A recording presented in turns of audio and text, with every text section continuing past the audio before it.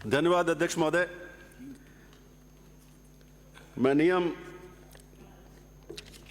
50 के अंतर्गत स्थगन प्रस्ताव के जरिए राज्य सरकार का ध्यान आकर्षित करना चाहता हूं।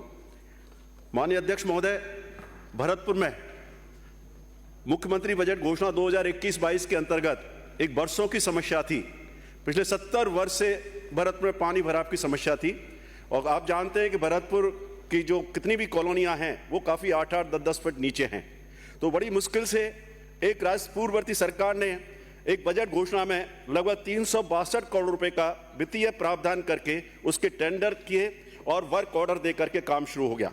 और इसमें CFCD, RNFCD और स्ट्रॉम वाटर ड्रेन्स बननी थी और उसमें DPR के मुताबिक काम शुरू हो गया। 2 वर्ष काम हो गए। लेकिन होता क्या है माननीय अध्यक्ष महोदय, मैं आपका ध्यान इसलिए आकर्षित करना चाहता हूं कि 2021-22 से लेकर के अब तक करीब 3 कलेक्टर्स चेंज हो गए।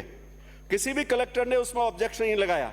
अभी जो नए तत्कालीन कलेक्टर आए उन्होंने उस पूरी इस स्कीम की समीक्षा के आदेश करवा दिए और अनऑफिशियली रूप से मुझे जानकारी मिली है कि उन्होंने CMO में जाकर के एक गुमराह करने की कोशिश की। वो तो मैं माननीय मुख्यमंत्री जी को धन्यवाद देना चाहता हूं क्योंकि भरतपुर के हैं, भरतपुर के पूरी तरह जानते हैं क्या प्रॉब्लम है।